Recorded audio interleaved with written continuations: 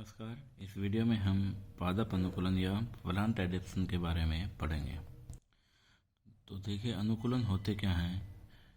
पौधों के अंदर उत्पन्न होने वाली वे विविधताएं जो जीवों को उस विशेष वातावरण में जीवित रहने के अनुकूल बनाते हैं।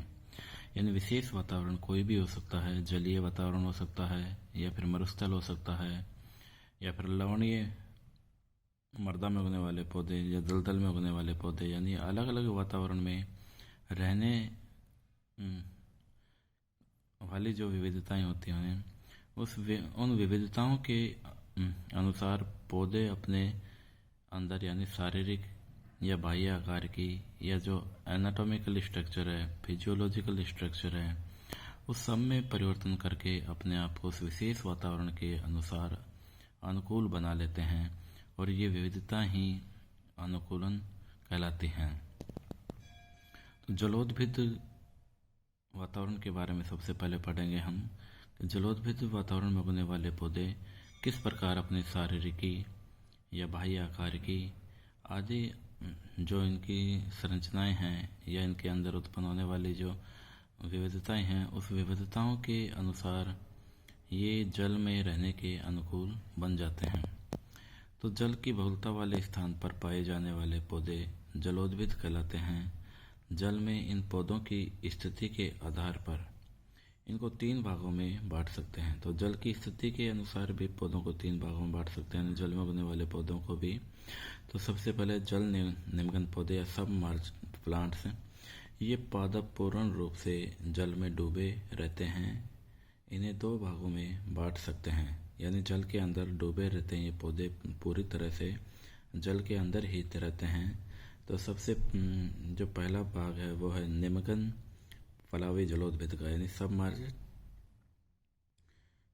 Floating hydrophytes. ये जल में स्वतंत्रता पूर्वक तैरते रहते हैं। इनकी जड़ें मृदा में स्थिर नहीं होती, यानी जल के अंदर रहते हैं परंतु जल में तैरते हुए रहते हैं, क्योंकि इनकी जड़ें जो होती हैं वो मजबूत नहीं होती, मृदा में स्थिर नहीं रहती। इसका उदाहरण है सिरेटोफिलम। दूसरे जो पादप हैं वो हैं मूल निमग्न जलोद्भिद यानी रूटेड सबमर्ज। ये जल में पूर्ण रूप से डूबे रहते हैं, इनकी जड़ें मृदा में स्थिर रहती हैं। तो रूटेड सबमर्ज यानी ये रूट के द्वारा या जड़ों के द्वारा मृदा में स्थिर रहते हैं और जल के अंदर डूबे रहते हैं। इनका उदाहरण है हाइड्रिला। दूसरे प्रकार के जलीय पौधों की बात करें हम तो हैं जल में तैरने वाले पौधे यानी फ्लोटिंग प्लांट्स।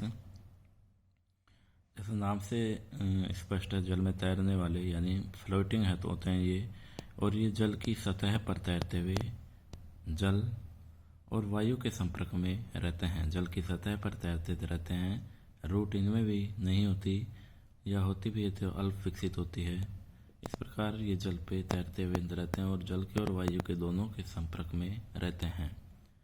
इन्हें भी 2 भागों में बांट सकते हैं अपने। पहला है स्वतंत्रता पूर्वक सतह पर तैरने वाले पौधे। स्वतंत्रता पूर्वक सतह पर यानी इसका अर्थ है कि इनमें रूट्स जो होती हैं वो नहीं होती, और उदाहरण है वुल्फिया। सभी अलग अलग जलीय कंडीशन में रहने वाले पौधों की संख्या अलग अलग, जातियाँ अलग अलग पौधे होते हैं। अध्ययन की सुविधा के हिसाब से हम केवल उदाहरण यानी एक उदाहरण ही देखते हैं। और दूसरा है स्थिर सतह पर तैरने वाले पौधे, फिक्स्ड फ्लोटिंग प्लांट्स। ये जड़ अथवा राइजोम द्वारा जलाशय के पैंदे में स्थिर रहते हैं, तैरते हैं ये भी लेकिन जड़ के द्वारा स्थिर रहते हैं। और इसका उदाहरण है निम्फिया। और 3 टाइप्स के जो जलीय पौधे हैं जल स्थलीय पादप यानी एम्फीबियस प्लांट्स। इन पादपों की जो जड़ें हैं या मूल वो पूर्णतः जल में या मृदा में स्थिर रहते हैं। वहीं पादपों का जो प्रवाहतंत्र वो वायु के संपर्क में रहता है। तो इन दोनों ही कंडीशन हो गई इन पौधों के साथ। ऊपर का जो वायव्य भाग है वो मृदा के संपर्क में रहता है, जल में रहते हुए जो ऊपर का जो भाग है वो वायु के संपर्क में रहता है, और नीचे का जो भाग है वो जल के अंदर यानी मृदा में स्थिर रहती है, इसलिए इनको जल स्थलीय पादप कहा जाता है। इसका उदाहरण है सेजिटेरिया। और देखिए जलीय पादपों के पारिस्थितिकी अनुकूलन के बारे में पढ़ेंगे हम, यानी इकोलॉजिकल अडेप्टेशन इन हाइड्रोफाइट्स। इनके अंदर जो इकोलॉजिकल यानी पारिस्थितिक अनुकूलन होते हैं जलीय पौधों में, वो क्या क्या होते हैं देखिए। तो सबसे पहले हम आकारीय अनुकूलन का अध्ययन करेंगे, मॉर्फोलॉजिकल, कि जल में रहने वाले पौधों की बाह्य आकार की किस प्रकार की होती है। ये जलीय वातावरण में रहने के लिए अपने आकार मॉर्फोलॉजिकल स्ट्रक्चर में क्या क्या ये परिवर्तन करते हैं, उसके बारे में अध्ययन करेंगे। तो रूट्स, जलीय पौधों में रहने वाले जो पौधों की रूट्स होते हैं, रूट सिस्टम होता है, वो पूर्ण रूप से अनुपस्थित हो सकता है जैसे वोल्फिया में, या रूट सिस्टम कम विकसित हो सकता है, अल्प विकसित हो सकता है जैसे हाइड्रिला में, और मूल गोप इनमें अनुपस्थित होता है। रूट के जो अगले सिरे पर एक सुरक्षात्मक आवरण होता है रूट के लिए, जो इसको जब रूट यानी मिट्टी के अंदर जाती है तो मिट्टी के घर्षण से बचने के लिए सुरक्षात्मक आवरण मूलगोप रूट्स की रक्षा करता है। तो वो इन जलीय पादपों में रूट कैप या मूलगोप अनुपस्थित होता है। तो मूलगोप के स्थान पर मूल कोटरिकाएं उपस्थित होती हैं। कोटरिका यानी इनके जो मूल के अंदर एयर चैम्बर्स उपस्थित रहते हैं। उदाहरण है इसका आइकॉर्निया। वैसे और इसके साथ साथ देखें हम तो जुसिया रिपेंस यानी पादप, जुसिया रिपेंस की बात करें हम तो अपस्थानिक जड़ें, यानी जो मेन जो रूट होती है उसके साथ जो अन्य जड़ें निकलती हैं उनको अपस्थानिक जड़ें कहा जाता है। तो अपस्थानिक जड़ों के साथ साथ स्पंजी जड़ें भी पाई जाती हैं जो प्लावन में सहायता करती हैं। स्पंजी जड़ें यानी इनमें एयर चैम्बर उपस्थित होते हैं जिसकी वजह से ये स्पंजी हो जाते हैं यानी, और इन जड़ों को जो जल में तैरने में सहायता करती हैं। अगर ट्रापा में देखा जाए तो अपस्थानिक जड़ें हरी होकर फोटोसिंथेसिस का कार्य करती हैं। आकार के अंतर्गत अगर हम स्तंभ के आकार के देखे जाएं जलीय पौधों में, जलीय वातावरण में रहने वाले पौधों की, तो इनके स्तंभ भी उसी वातावरण के अनुसार अनुकूलित होते हैं जल में रहने के लिए। तो सबसे पहले हम देखते हैं कि जल निमग्न पौधों में तना पतला, कमजोर व गोल होता है।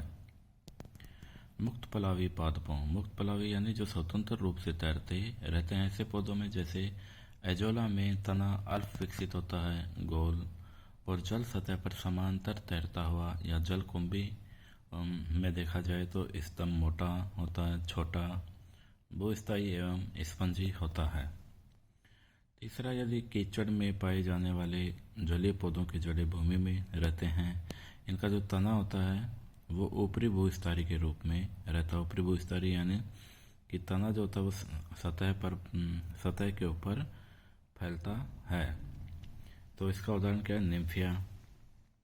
अगर पत्ती के आकार की देखी जाए लीफ की, तो अधिकांश जलोद्भिद जैसे सिरेटोफोरम में पत्ती कटी फटी एवं धागों के समान होती है।